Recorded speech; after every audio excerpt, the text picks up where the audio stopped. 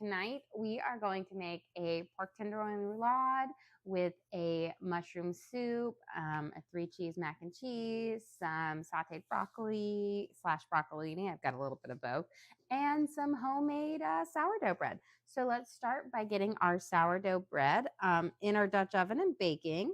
So I'm going to flip this guy out. There. And give it a nice little rub on here. And now this is our traditional sourdough loaf that I kind of was really tired, so I just mixed the the proofing time. And I will say, so I like started proofing it, and then I was like, I don't want to shape it up, so I popped back in the fridge, and then I reshaped it up in the morning after I let it warm up. So if it messes up, it's not because of that. It's because I asked my husband to do the stretch and folds while I was at soccer, and that would be the reason why it doesn't turn out. Not anything to do with me, because I'm infallible. Okay, we'll just do our basic little score here, but really simple. The one we made up yesterday turned out beautiful, so I expect this one to do the exact same. We've got our Dutch oven nice and toasty. We're going to slide this guy in there. And again, this is just a simple, basic sourdough loaf. And put my lid on. And we're going to go pop this in the oven at 500 for 20 minutes. Then we'll take the lid off and bring the oven temperature down to 450 and bake at 450 for 20 minutes. There we go. Slide that guy in there. And then we'll set our timer here for 20 minutes. Timer is set. Just making sure. The other day I forgot. And let's get started on our roulade. That way we can sear it off and we'll have it ready in the pan. And we're going to get ready for our mac and cheese as well. So I'm going to get my noodles. Once I get to a good boil, which we're actually pretty much there, I'm going to drop my noodles in to boil them up for our mac and cheese. And I'm using the cool little corkscrew noodles because, again, they're my favorite. Now, I don't need a whole box because that would give us a lot of mac and cheese. So I'm just going to use about half the box, which will give us a good amount of mac and cheese. Noodles expand. I think that's always people's biggest mistake. They always make way more noodles than they need. So let's give this a good stir. We'll let those boil up. And then before I fillet my meat, let's get some of our filling, our roulade. So our roulade, we're going to kind of fillet our pork tenderloin out. Then we're going to fill it up with some lovely kind of herbs, butter, garlic, and chopped up spinach to be the filling in there. But we're going to saute that off. So let me get our garlic diced up and ready to saute. A little bit of some onions in there as well for our base. And then we have a good amount of seasoning. We have 2 pork tenderloins, they're about 1 pound each. So I'm going to do a good amount of my little seasoning here for this. Let's get our butter kind of melting on here to start with. And I'm going to put some butter in there, and then we will add a little bit of extra butter into the base of it. So because we want a good amount of butter to flavor up the pork tenderloins, and we have 2 of them, I'm going to use 4 tablespoons. Can you explain what a pork roulade is? So essentially, we are going to take a pork tenderloin and we're going to fillet it out to where we've got a kind of a sheet of meat. We're going to put our herby and spinach mixture in it, and then we're going to roll it up. So roulade is just simply like to roll it up, and I'll tie it, and then we'll sear it off in our pan, and then we'll finish baking it. And so it will be like a lovely pork tenderloin that's stuffed with, you know, some delicious flavors inside. So we've got our pork tenderloins there, and we will fillet them out in just a second for it. So it's just a really simple way to take a nice, cheap piece of meat, like pork tenderloins, a fairly cheap piece of meat, and jazz it up a little bit. Give it a bit more flavor in there, and makes it pretty delicious. So I'm going to mince up my onions so we can get those caramelizing. Then we will mince up our garlic and get that in there as well. And then I've got some fresh herbs and some spinach that we'll mince up as well. And then we'll get those kind of cooking. A lot of times you can stuff your roulade with a lot of different things. I'm keeping it really simple today with just fresh herbs and spinach. The spinach really will just give you a bit more of that green look, but all you'll really taste is the herbs on there because they'll just be really bright and wonderful. But you can use mushrooms, tomatoes, sun-dried tomatoes, nuts, cheeses. So many different things can be filled up inside. So let's get this going. I'm going to kind of mince up my onions smaller. So again, that we have little bits of onion throughout. I don't want my mixture to be super chunky because that just makes it a little bit tougher to roll up.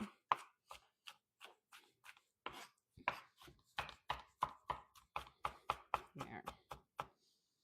Okay. So pretty good size mince on it. You get this question a lot. How do you cut onions without crying? My trick is actually I keep my onions in the refrigerator. And when onions are cold, they don't release their like onion juicy gas out as much. And so it kind of, Is that the technical term? yes, it is very technical, guys. That is the scientific way. I should know, I'm a doctor. But that's the only way that I can justify it, because whenever I use a room temperature onion or one that has been sitting out, my eyes water all the time. But there's just something with that, being cold. They used to say, oh, if you have water out, the liquid will naturally go to water because that's why it goes to your eyes. But that doesn't work. So I think it's just because they're cold. And when they're cold, they're less likely to produce the vapor up into your eyes. So let's get these guys going here. And then I'm going to mince up my garlic here. I have several good-sized cloves of garlic. We're going to mince it up nice and small, and we'll throw it in with our onions here in a little bit once our onions have got a nice caramelization on them. And then we are going to mince up some spinach and fresh herbs. And for my fresh herbs today, we are going to use thyme, oregano, sage, rosemary, and some black pepper, of course. But just nice, wonderful, fresh deliciousness that I think will go really well with our dish today. But really playing in the herby side to it.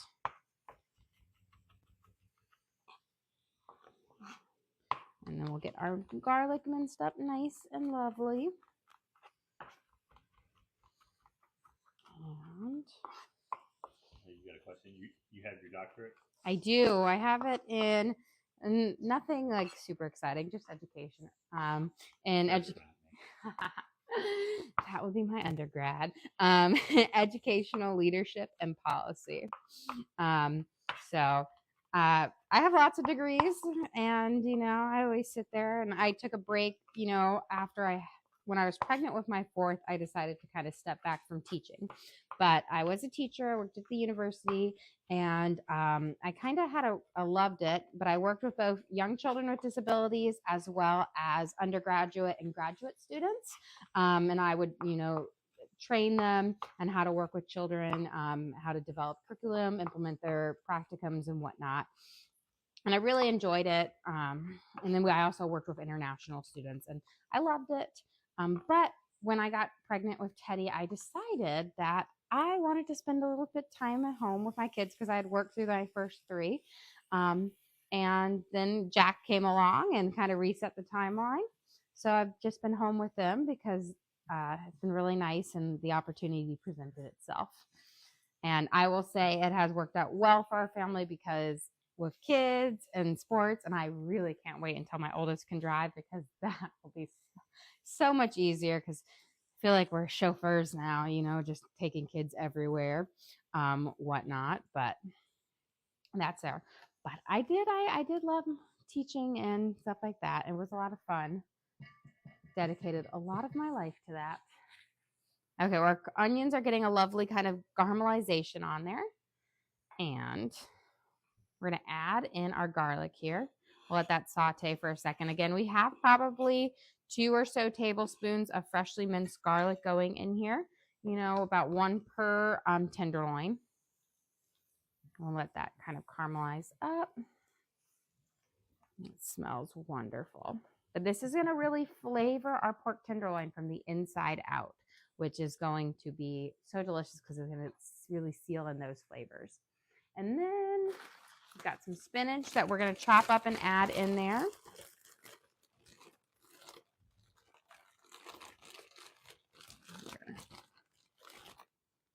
So just some good old tender spinach kind of going through. I'm going to chop it up so I don't have any super big, long, stringy pieces. And that way it will go in nicely for it. And then we're going to add in our fresh herbs. But the spinach really, you don't get so much of a flavor component because the fresh spices and the herbs are going to go on, but it will give you a lot of that green in there, which will show up nicely when we do the wrapping.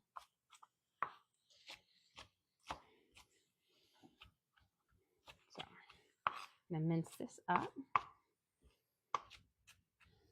here. And let's get those nice and around. And it's okay if you have a little bit of, some bigger ones, but just try to get it as chopped as well as possible. When we put it in there, they will shrink up and wilt some more. Here we go. So there we've got our chopped spinach. It's about, I would say, 2 cups or so. And it's not perfectly, chopped, but enough to where the majority of it will, you're not going to have big, long strings of spinach. Give this a nice little toss. I'm going to just turn my temperature down to about a 4. We'll mix that in there. And I will say, it smells so delicious. Okay, we'll let that saute. And let's get some of our fresh herbs. We're going to use a lot because, pork is one of those meats that, definitely benefits from a lot of great fresh flavors and a lot of seasoning.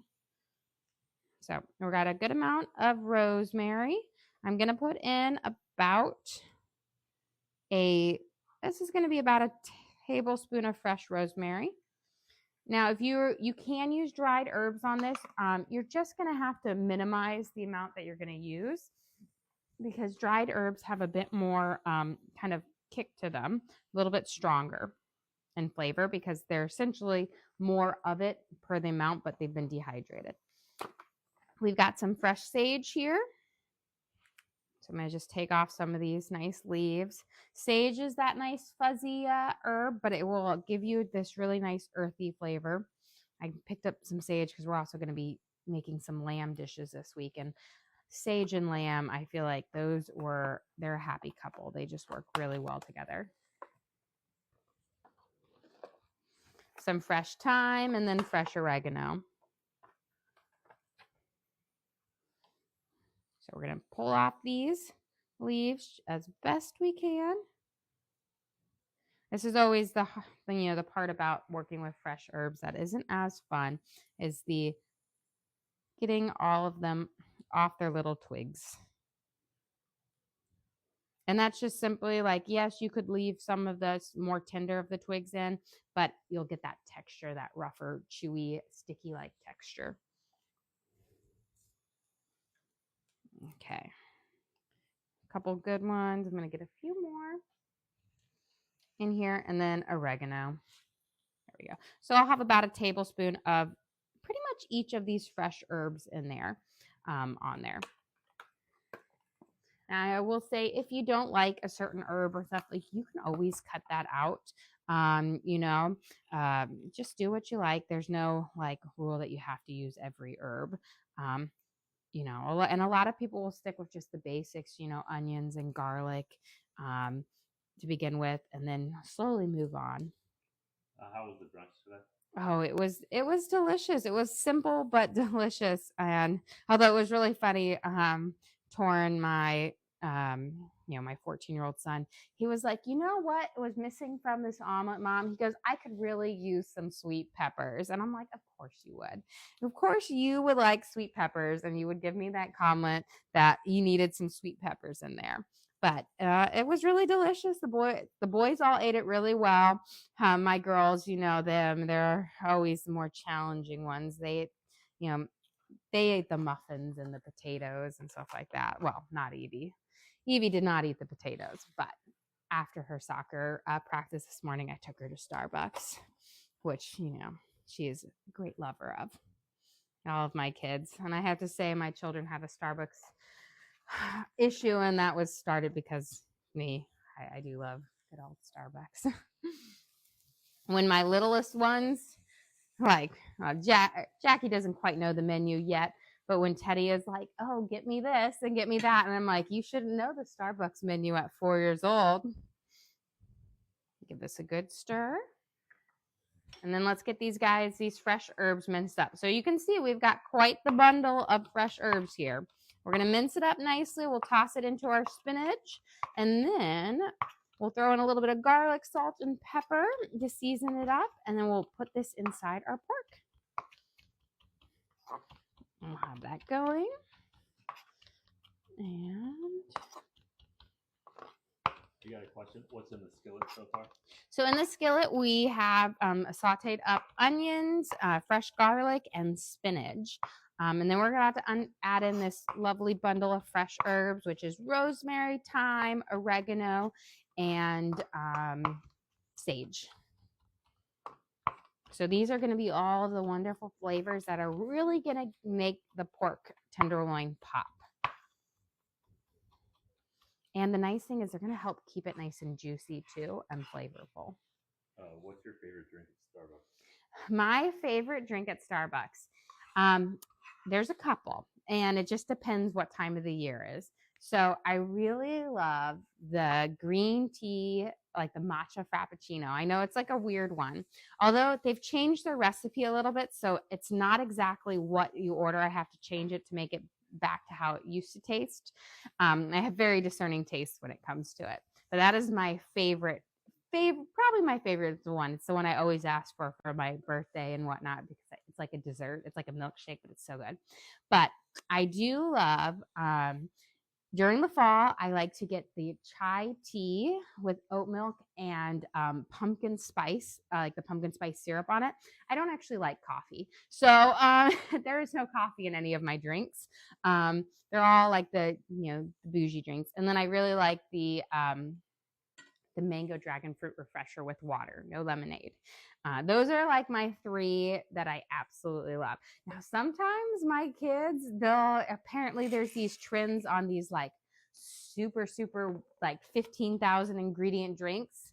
And they'll be like, Mom, will you order this? And I'm like, I will only order this through the app, because I am not going to read off a crazy list and be like, I need this, this, and this, and this, but I'll add it on the app for it. But they've made some of those that have been pretty good. Let's see. Still needs another minute or two. Okay. Let's get this.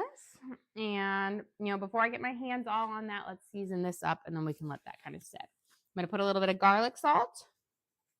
We want to season up. This has got to season up both pork. So I'm using a good amount of garlic salt, but that's because that's going to seep into the pork and everything on there. And then a little bit of pepper.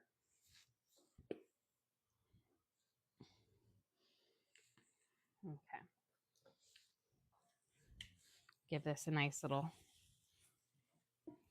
base here. Okay. And then I'm going to turn this off, and we'll just let that sit there. And then we're going to work on filleting up our chicken. But let me wash my hands. I got a little bit of garlic on it, and it's making my hands slip. Can you go over what pork roulade is again? It is a pork tenderloin that we're going to fillet out into a sheet, and then we'll fill it with our seasoned up spinach and herbs, fresh herbs and garlic here, and onions, and then we'll roll it up and tie it into like a little back into its shape. And then when you cut, it will have a swirl in it. You're putting the spinach in the pork? you won't be able to taste the spinach. He's afraid the spinach is purely a color, a decorative, because if you didn't have it, you wouldn't get the pretty green squirrel. It has no flavor. Remember, I always tell him, I said, do you remember the first time I made beef Wellington? I had chopped up spinach and mushrooms in there, and he thought it was the most delicious thing ever. Okay. Now, the trick is with these is sometimes you get the funky ones that don't want to cut so well with it, but we're going to work on there. You're going to essentially start making a slice through, not right in the middle, but on one edge, because we're going to be filleting this. So we're going to have to roll it midway through. It may seem like a daunting task, but it's not as hard as you think for it on there.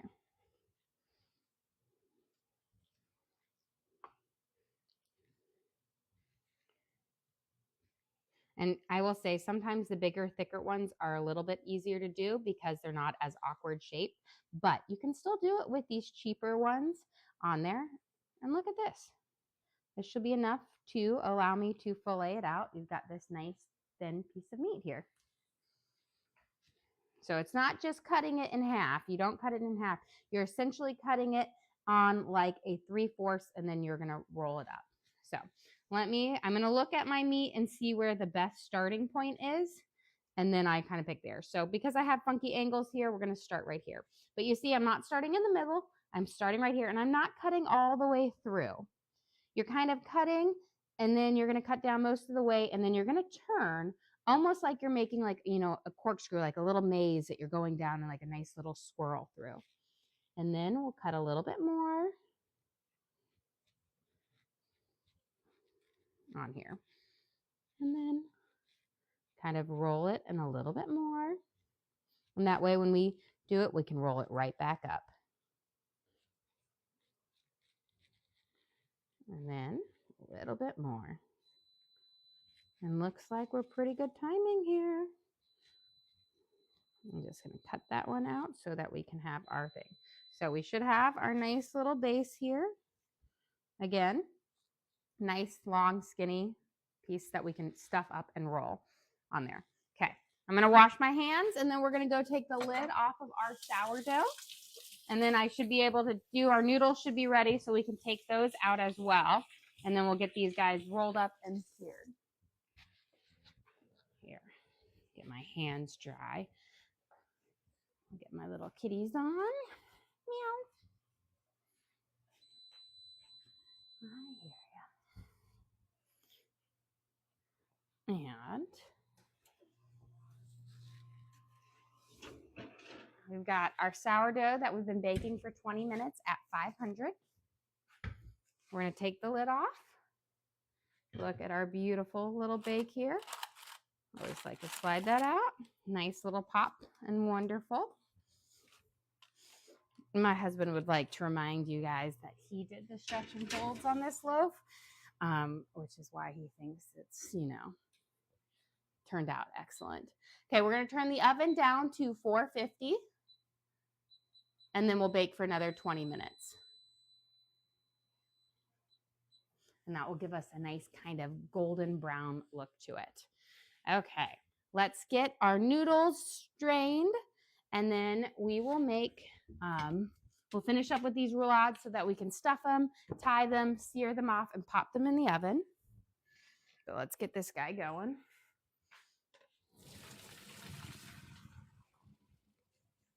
We'll give it a good shake. And then I'll just have it strain right on here. You can have it rest right here. Okay. For this, use a little bit of Worcestershire sauce, just like I do with all things. And this is just going to help keep these nice and juicy inside. So we're going to kind of just give it a little bit of a drizzle. You can also do lemon juice if you wanted to do a nice lemony herb. That works well for it. But we're going to just give it a good wrap around.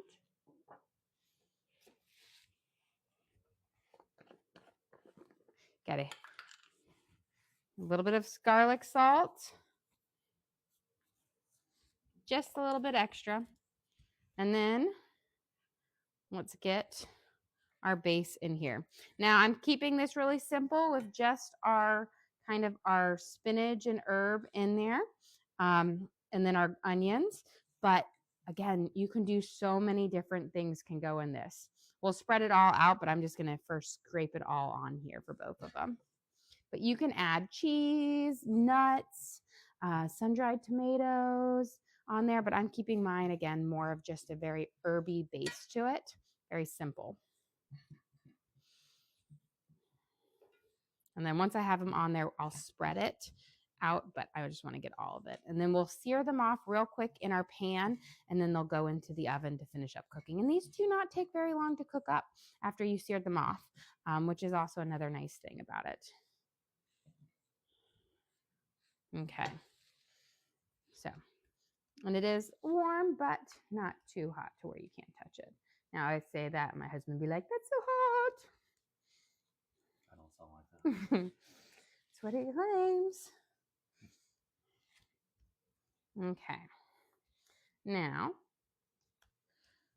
we're going to roll these up. You're going to find the one to be the best way to roll it. I always find if the thicker side you have it, we'll just roll it up like this. And then when we're done, I will tie it with my like cooking twine.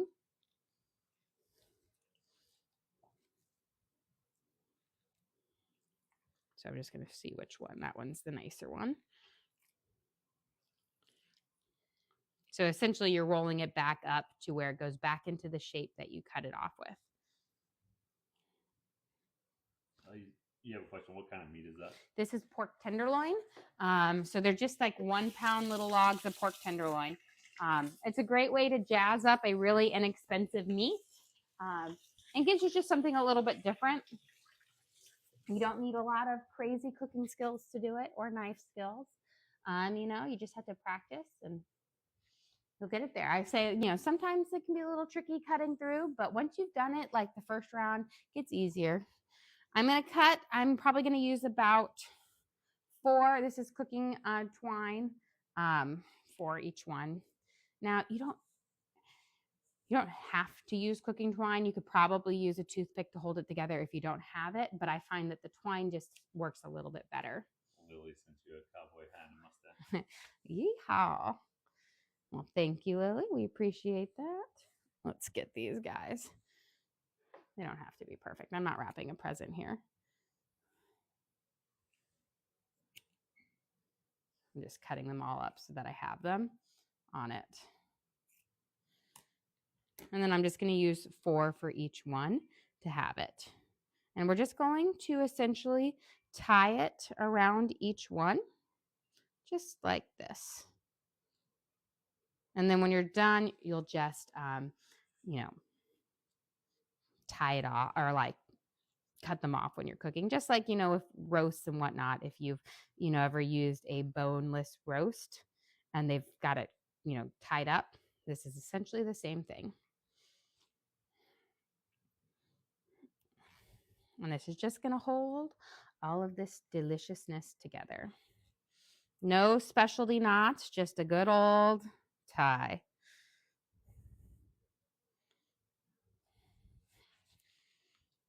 And I always say, just cut all your string at one time so that you're not going back and forth.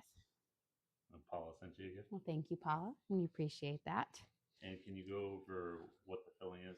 Yes. So I made just an herby-based filling using minced onions, fresh garlic, spinach, and then lots of fresh herbs. So we have sage, thyme, oregano, and rosemary, and we minced those all up. So it's just going to have just this wonderful flavor. And then we had 4 tablespoons of butter in there that will, again, give a nice, wonderful flavor. After we filleted it, we rubbed it with a little bit of Worcestershire, which has a natural acidity in it, which will help break away the natural fat in there, and it will leave it nice and tender. Okay.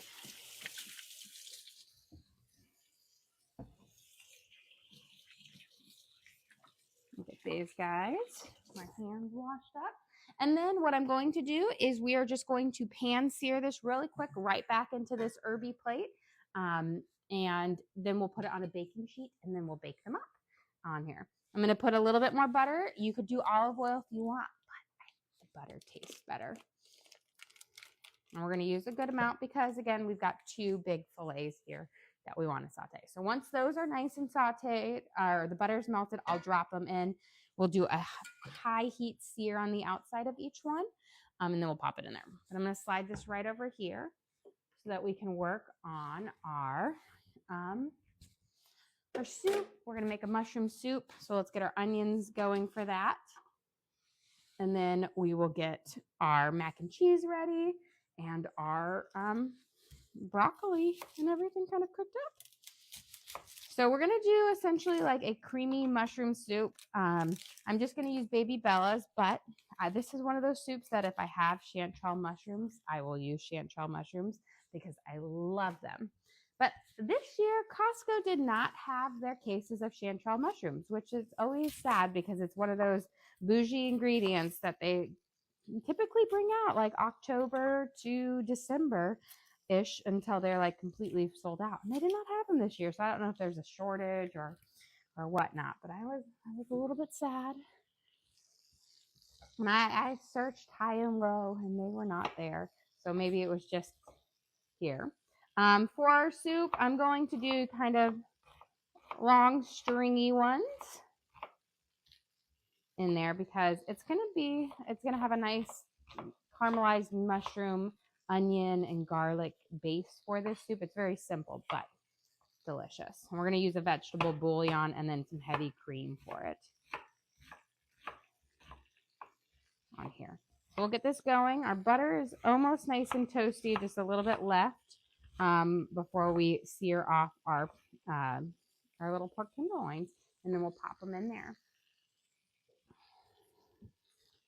I'm going to get this up here, and I'm going to actually bring this right down here. We can get that heating up. And we'll get our our onions cooking up first. Okay, looks like our butter is all melted. I'm going to give this a nice little swirl. We again want it nice and hot so that we can sear these off on both sides. Let's grab my pan a little bit more on the burner. Luckily with these, I can kind of give them a nice turn and they'll fit in my pan. I don't have to keep them completely square or like straight for it. But we'll sear them off, and then I'm going to put them on my baking sheet. Just a pretty high, and this is just to develop a really lovely crust. You don't necessarily have to do this, but I find it gives you a nicer texture, a nicer coloring, and a little bit better flavor, and it kind of seals in that moisture a little bit. But we'll just flip it over and do just a kind of a high heat sear on both sides. You have a question. Do you ever get crust when you're cooking that you're not going to be able to get everything done? I try to plan it out as much when I'm doing one things at a time.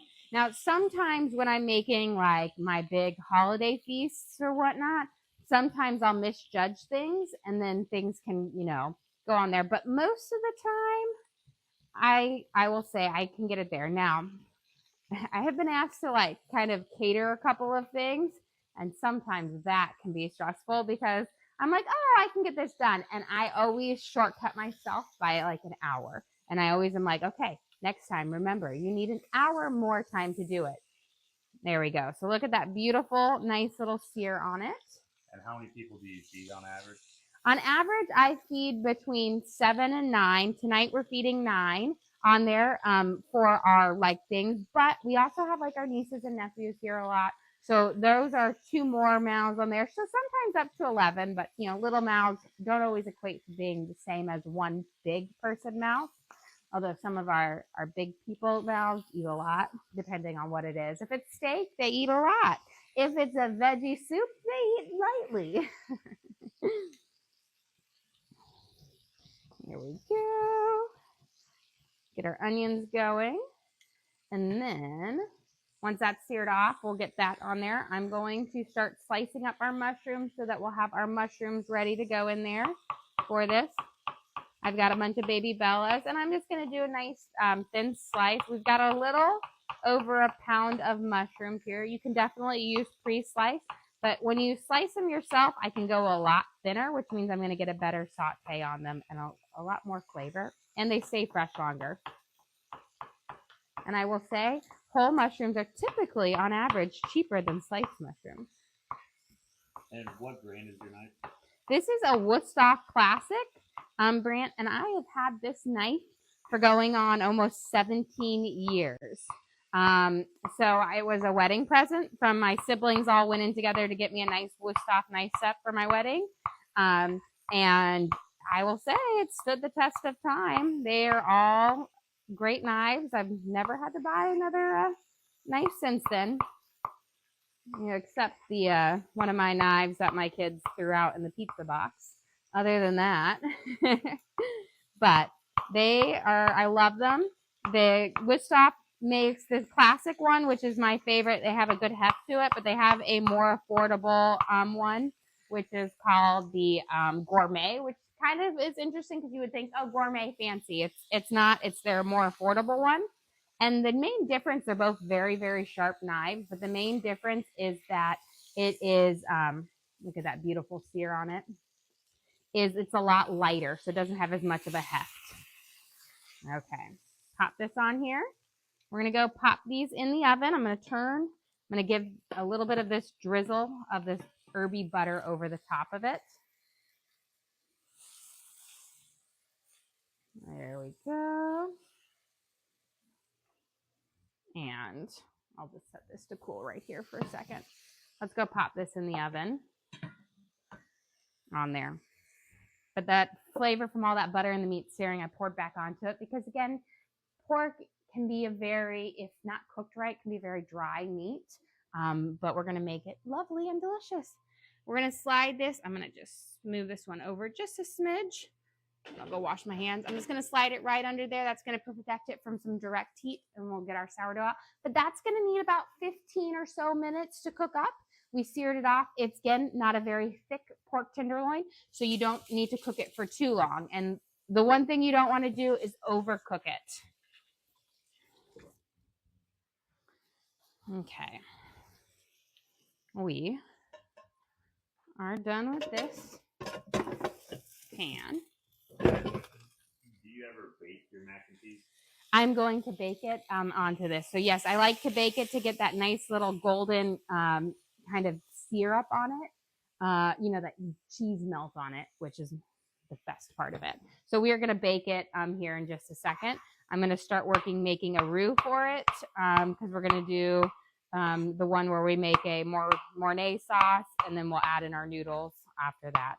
So essentially we're going to make a roux, then a bechamel, then a Mornay. And what temp is the pork cooking at? It is at 450 because that is what my oven is for my sourdough. But when I take it out, I'm going to bring it down to 400. But being directly underneath the Dutch oven is going to prevent it from getting direct heat, so it won't be quite as hot as it. But typically I would bake it at a 400 for about 20 minutes. We can cut off a little bit of time because it's a little bit higher in there, but then I will turn it down once we pull out that sourdough. And it's one of those things that you can do a little bit higher, you can do a little bit lower for either one, depending on what you're baking. It's one of those that it can work with you. Let's get these guys all diced up. Okay. So I've got our mushrooms sliced up and ready for ours once our onions get a nice caramelization on here. I'm going to melt my butter in here. For our noodles, I'm going to say we're going to use about maybe 2 to 3 tablespoons of butter to make our mac and cheese on there. So I'll just pinch off a little bit. I'm going to let this start to melt on a low temperature. I don't want it to be too high. Our onions are getting a nice good caramelization, which is perfect. That's going to add a nice richness to the broth to our soup. Now I don't like to call it a cream of mushroom soup because whenever I think of cream of mushroom soup, I think of the canned stuff. But it is similar to a cream of mushroom soup. I'm not going to add flour to my soup because I prefer a smoother, creamier, thinner base soup than that. But you're going to get a lot of that same flavor on there from it. But not a cream of mushroom soup. Because I just think of, all I can think about is the canned ones that, are in every casserole. We're going to mince up some garlic here. And I'm not going to puree or anything like this. It's going to have the chunks of mushrooms in it. And we're going to let them saute for a good while to bring out their flavor. Then we'll add in our broth and our cream for it. There we go. We'll toss this garlic in real quick. Let it saute up before we add in our mushrooms. You have a question, what cheeses are you using? I have a variety of cheddar. So I've got a white sharp cheddar, I've got a smoked sharp cheddar, and then I've got a sharp orange cheddar. So a little bit different. They'll all be so it's a triple cheddar one. They all have different kind of flavors to it, which will add a nice base to it. It just depends. Sometimes I make like a Gouda mac or like an Italian cheese mac. Just depends what I'm kind of craving and feeling like today. So you admit that cheddar is better? I do not admit that cheddar is better. I admit that cheddar is a delicious cheese, but not always better. Would you want cheddar on your pizza? No, you wouldn't. Maybe. No, you wouldn't. So it is not always better. It depends on the situation. There we go. Your cheese danishes. Would you want it with cheddar cheese or cream cheese? I would think I would want it with cream cheese, but I'll make you your cheddar cheese danishes. See, you always got to find a way to win. I found my way to win. Okay. Let's get our butters almost ready here, and then we're going to add in our flour, and then we'll add in some milk and some cream for it. But our garlic is just about there. Let's add in our mushrooms so we can get this kind of going on here.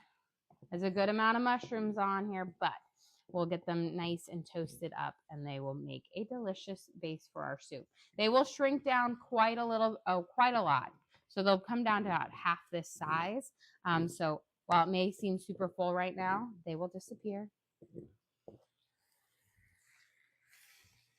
I'm going to coat them up. I'm not going to add any salt on them yet. I want them to saute by themselves in here for a good while before I help them out in releasing their natural juices. Just allows them to bring out their flavors a little bit nicer. Gets a good saute on them.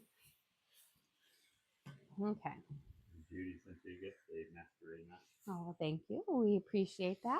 I'm going to turn this down really low so that when I'm making my bechamel or my roux and then my bechamel and then my mornay, we will do it there. I'm going to grab some milk out of the fridge.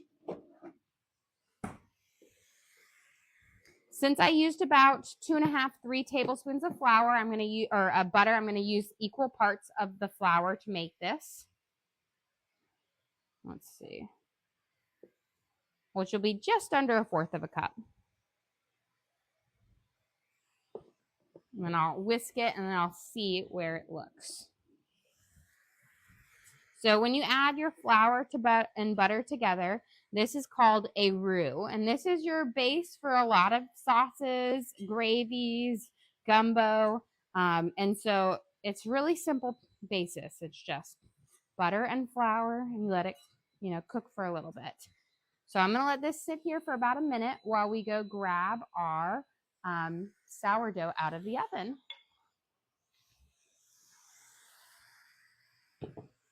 And then we will turn our oven heat down to 400. So let's get these guys out. I'm going to just cancel this off and turn it to 400 right away. That way I don't forget about it. There we go. And then opening this up. Woo, nice stimmy. That's from our little butter crisping up over there. But look at this, how gorgeous it looks right under there. I'm just going to keep it down on my lower shelf on there. But that smokiness is just from the butter heating up on the pan. But it's in the pan and not the bottom of my oven. Okay, this is the sourdough for this. We're going to take it out so it has time to cool. Look at that gorgeous pop here. I like a nice blonde crust on here, but look at this little peak here, this lovely expansion. Nice golden brown.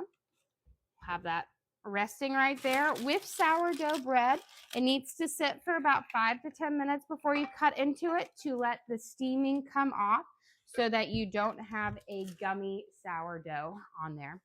In about 5 or so minutes, 5-10 minutes, we will take our pork tenderloins out of the oven and let them sit for a few. But by then, we should have our mac and cheese in the oven and going. Okay, we've had our roux cooking for about a minute, so we've got our butter in here. You want it to develop its flavor for about a minute or so, so don't directly add in your milk right away. There we go. And you're going to use probably about 3 cups of milk. I'm going to use the milk and then some cream at the very end to add a nice bit of thickness to it. I'm going to turn up my heat now to about 4 or 5. But I'm just going to add little by little until I get to the thickness that I want on here. So I'm not using precise measurements, but typically when you're making, going to a bechamel like this, it's about, for every tablespoon of butter to flour, you're going to use about a cup of liquid. We're going to whisk it to bring it into smooth, and then we will add in our cheese in here in just a second. I'm going to add in a little bit more and bring that up. I'll let that simmer for a second, and we're going to start grating our cheeses. There we go. I'm going to give my mushrooms a toss because we'll make our broth for it at the very end, but sauteing the mushrooms is where all that flavor for your soup comes in. And so you don't want to rush this phase. You can see how much they're shrinking down already for it. Let's get some of those that are hiking up the sides and push them down. There we go. Perfect. For it. And then I'm going to just slide it right there. So while this is heating up and just giving it a second to thicken up, then I will we'll grate some of our cheese. Let's start off with our simple cheddar that we have. This is just a sharp yellow cheddar. I always like to include a yellow cheddar in my mac and cheese because when I'm doing a cheddar mac, because it adds that pop of orange color to it, but also using just white cheddars are great as well. So we'll grate this up. When making homemade mac and cheese, whenever possible, use freshly grated cheese because that cheese is going to melt and be a lot creamier than pre-grated. Pre-grated has an anti-caking agent on it, which prevents it from like melting together during like transportation and whatnot. Okay, we got to pay the cheese tax to the cameraman. He gets the little nubs. Let's get our bechamel here. So we started out with a roux, which is our butter and our flour. Adding milk to it makes it a bechamel. You can also add in nutmeg if you like that little, pop of sweetness to it. I'm not a big fan of it, so I don't put it in, but you can definitely add that in. And then when we add cheese, you take your bechamel and you turn it into a Mornay sauce, which is the base for American mac and cheese. Just funny, different terms. Here is our smoked cheddar, which is a bit sharper of a cheddar, which means it's going to crumble a little bit more than it is going to be soft. Yellow cheese typically, as you can see, it's crumbling already, is a softer, so it's been aged less. But this will have a nice kind of slightly smoky flavor to it, which will be wonderful. And as long as you get them down fairly small, you should be good. It's when you leave big chunks is the problem.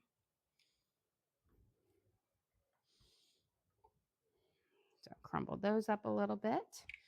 And then Get about, that should be good for right now.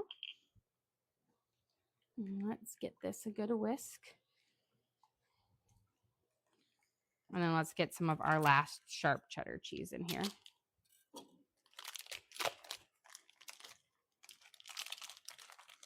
And this one's a softer one, so not a super sharp edge.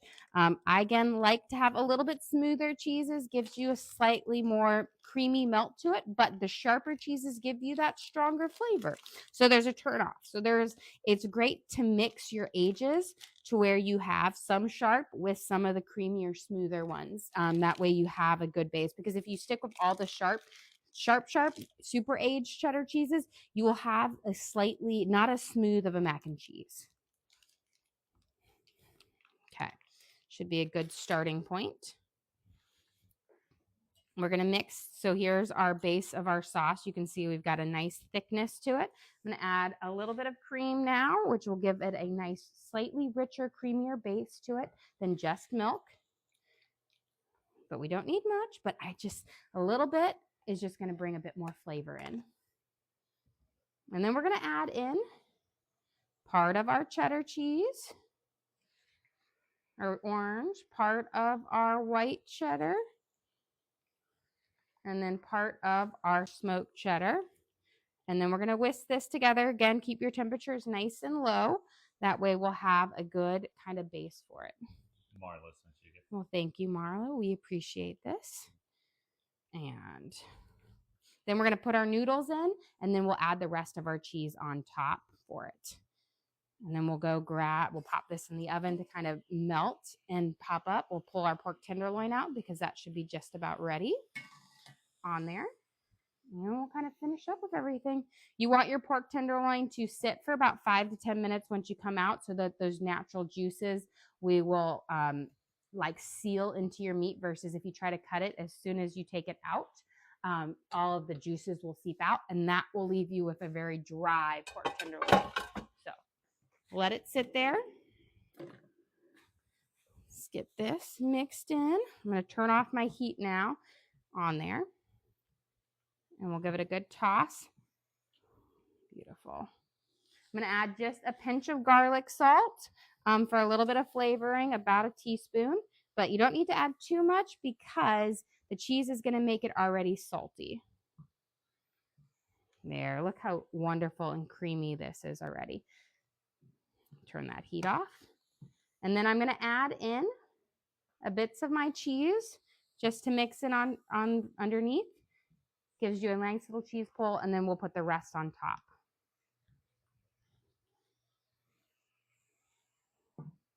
Okay. So good amount of cheese in here. I'm going to mix this up a little bit so that we can kind of sprinkle it over the top. Can you go over what you did for the mac and cheese? Yes. So we boiled off our noodles. Then we made a roux using about 3 tablespoons of butter and 3 tablespoons of flour. Then we added in about 3 cups of milk with about 1/4 a cup of heavy cream. Mix that until we had a nice thick bechamel sauce. And then we added in our shredded cheese and a little bit of garlic salt. Okay. Let's get this going over here.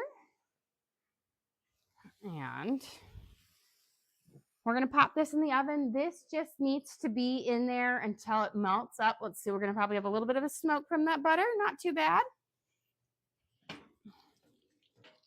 Beautiful. I'm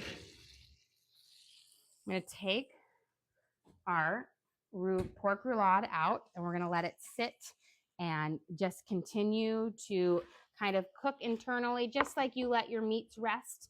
We'll tent it to kind of seal in that moisture, but we don't want to cut into it yet. I think that's always a lot of people's biggest mistakes, is when they cook something like a meat or a steak and they will cut into it right away. But when we did this is our pork tenderloins that we filleted out. Then we added our herby based in there with spinach, onions, garlic, sage, rosemary, thyme, and oregano. Rolled it up, we tied it, and then we seared it off with our butter and our pan in there. I'm always going to tent it in here to seal in that moisture and that heat, but you want it to sit for 5 to 10 minutes before you cut into it. That way that moisture, it has a chance for the meat to settle and to stay into it. And by then, we should be done with everything else. Okay. Give our mushrooms, I'm going to give them a little bit of salt right now. And then we're going to start adding in our liquid and let this simmer. And then we've got our garlic, our broccoli going, which will be just almost ready. So we're going to get about a tablespoon of butter in for our broccoli because we'll do a quick little pan sear on it. Let's clean up a little bit of this mess. And then we have our mac and cheese baking at 400. And that, because I'm not doing an air fry, might take a little bit longer to bake up. So it should be ready when everything else is done. Let's shake this off a little bit.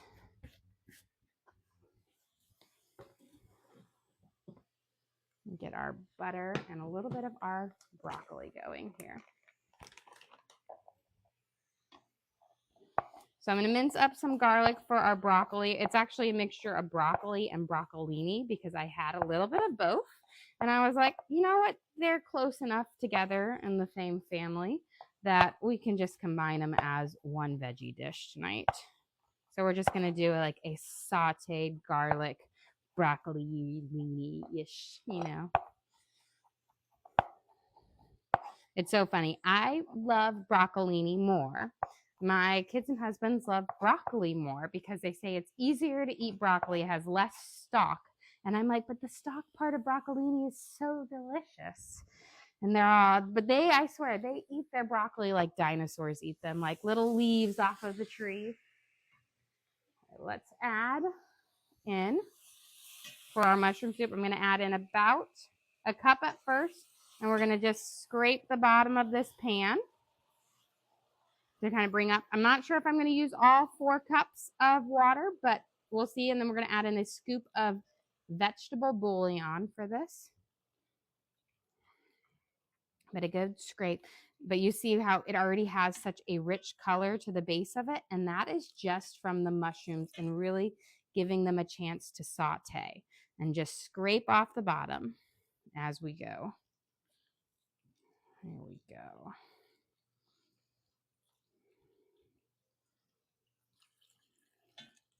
And then we will be adding cream as well, but not until the end.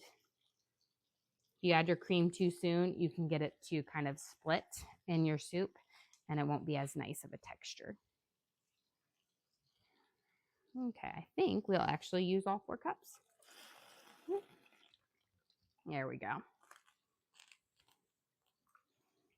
And again, I'm scraping the bottom of this pot so that all of those little drippings from both the caramelized onions, garlic, and the mushrooms are in here. And then we're going to do a nice scoop of our vegetable bouillon. Yeah, was that just water? It was just water. We're going to add in some vegetable bouillon right now to get kind of that nice flavor. You could also use chicken bouillon or even beef bouillon. I find with the mushroom soups, the vegetable is the nicest because it has that kind of roast kind of veggie that really plays along with the caramelized mushrooms and onions. So we're giving a nice big heaping spoonful in here. And that should season up. We're going to also add in some fresh thyme in here as well. And then a little bit of pepper. But mainly it's that caramelized mushroom and onion base to it. And then I'm going to add just a little bit of Worcestershire sauce. You could add in a little bit of wine too, like a red wine or a white wine. Either one would work. The Worcestershire sauce gives it a little bit of acidity to it, which works out well. I'm going to say about a tablespoon or so. Okay. Our garlic is about toasted and nicely. I'm giving it a good swirl around on here. Let's get this, and then we're going to check out our mac and cheese. We'll get these sauteing up and out of here. And then we'll be about ready to serve up because I think our pork's been sitting for about 5 minutes right now.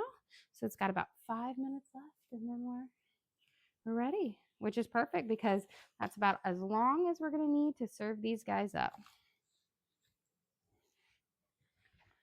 Get all all of it. Yes. So this is my mixture of broccoli and broccolini for this. So a little of both. They're same family. We're going to give them a nice little toss here with our tongs. And then I'm going to put my lid on to steam it. And then we'll coat it with a little bit of Parmesan cheese towards the end. But coat it up with that butter and that garlic, that crispy garlic on there, which will be lovely. Beautiful. And then we're going to, just the natural moisture from the steam, once we put the lid on, we'll bring that together. There we go. Have that down. And let's get a nice taste on our sauce here, our soup. See what we need to add to it. And I know we're going to add cream in it more, but see if we need to add. We got to add our fresh thyme. I know that. It's already really delicious. Let's get our fresh thyme. And for this, I'm not going to mince it up. I'm adding in the full leaves of it so that it's a bit more mellow in the flavoring for it. But we're just going to kind of pull it off from our little twigs like this and add that fresh thyme in. It's going to be about a teaspoon of fresh thyme. Now you can always use dried thyme if you have it. If I was going to use dried thyme, I'd use just about a half a teaspoon because dried thyme is a bit stronger. Here we go. Okay, and then we can go check on our mac and cheese, see how it's bubbling up, and take that out if it's ready. We'll finish up our soup by adding a little bit of cream in there, and let's check. Ooh, just about. We're almost at that nice bubbly edge. I'm going to let it sit for just a few more minutes. That way it gets a nice pop bubble, and that way when we're done with our soup, I'll grab it out real quick. I'm going to switch it right here to air fryer mode, which is going to give you a nice high heat, which means it should be done in about 2-3 minutes. And then we'll be ready to serve up our delicious Sunday dinner here. You have a question on what type of soup? This is going to be a creamy mushroom soup, where right now we've got our baby bellows in there with some onions and garlic that we've caramelized up and some vegetable broth. We sauteed them until they were nice and golden brown and had a lovely bit of juices to it. Okay, we can see our broccoli is getting this nice kind of bright green color to it from its nice self-steaming process. Let's see. For our soup now, this is kind of where my cream of mushroom soup's a little bit different than a lot of, is because I don't do a really thick flour base to it. I just do a nice cream and mushroom and like the mushroom broth base. But I'm going to add in here I had about a half a cup of cream right there, and just a little bit of cream, as you can see, is going to go a long way into making this such a rich and wonderful soup. But I like mine thinner. I don't like it super thick and gelatinous. I like a nice creamy based soup. Let's give this.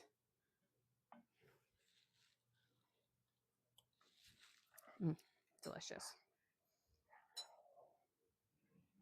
And with that simmer, I'm going to grate my Parmesan cheese, and then we can grab our mac and cheese out of the oven and cut up our remoulade that have been doing their nice little sit.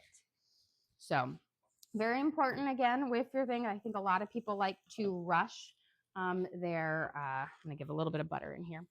Rush their meat. Don't just cut into it right away. Just like if you're Thanksgiving turkey or Christmas roast, you don't cut into it right away. You let it sit, and that's just going to give you a nice, more juicy and tender meat. And I will say with pork tenderloin, that is one where you definitely want to let it sit. Okay, here's our broccoli and broccolini. We're going to give it a nice little dusting of garlic salt wherever I put that. It's hiding from me right now.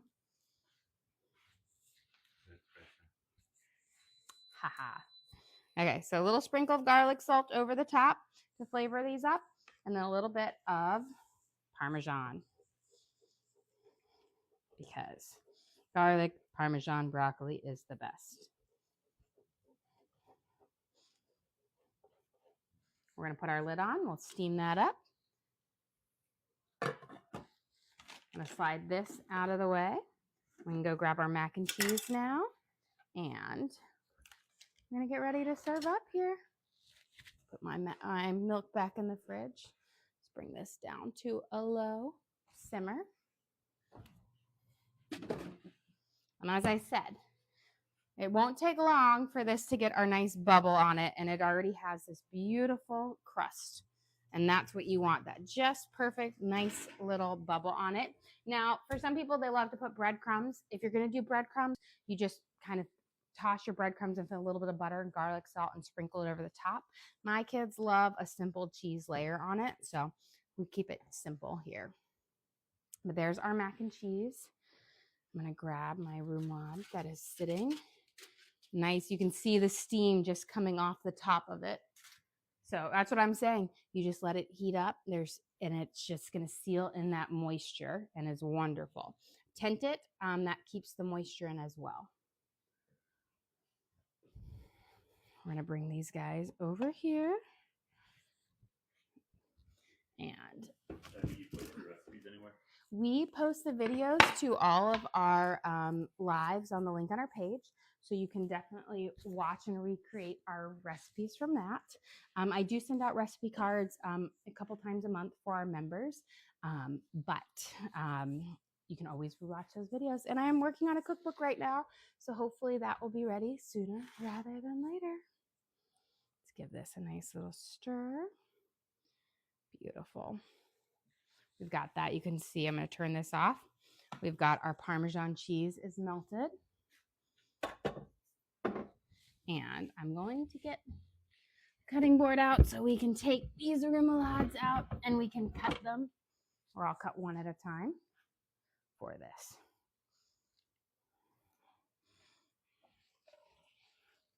Leave this right over here and have this one ready for eating.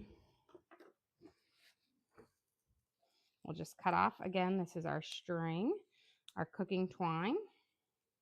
And I'm just going to cut off part of it right now. You go get a quick little rinse off the fresh garlic off my knife. And we'll get ready to plate this up in just a second.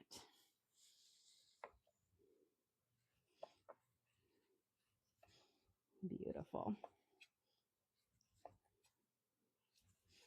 Here we go. So this, you can see in there that nice, that herby roll in our meat, and it's just wonderful and delicious. It's going to flavor it up so wonderfully on there. And they are cooked beautifully and juicy and delicious. Okay, I've got our mac and cheese. We can bring our sourdough over. And let me grab my tongs. And we'll be ready to serve up here. This mac and cheese, I gotta remember it is hot. And let me grab a little bowl for our soup and my ladle. Okay, guys, let's start. I'm gonna start with my soup over here and then we can bring it up there. For dinner tonight, we have our creamy mushroom soup made with baby bella, caramelized onions, garlic, fresh thyme, and a creamy vegetable-based broth that it just has so much flavor and is just wonderful. We are going to be serving it with our pork remoulade. Here, I've got a nice here. We have this seasoned with our spinach fresh herb base with just garlic, onion, rosemary, thyme, oregano, and sage.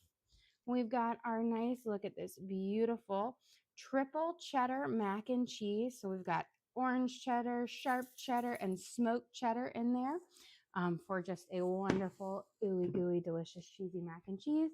And then our garlic, parmesan, broccoli, and broccolini on here for a nice pop of a vegetable. And then, of course, we will have a slice of our homemade sourdough bread to go with it for just a great, simple, but delicious Sunday dinner. Well, guys, thank you so much for joining us here. Don't forget to like and subscribe. I try to do live cooking shows every single day, kind of show you what we're making for our family and hopefully teach you guys something along the way. Again, we do upload all of our videos to the link on our page. So if you ever want to recreate some of these recipes at home, you can just go to our page and search for what we made, our pork remoulade, or not remoulade, roulade, and our wild mushroom soup and mac and cheese. And you can always watch and cook along with me again. We also have a link to our Amazon storefront that has all of our different cooking gear and gadgets in it. I've got my hex cod pans, my Dutch ovens, my knives, cutting boards, all the different things that I use in the kitchen I have in there for you guys to check out. But again, thank you so much for joining us here. Don't forget to like and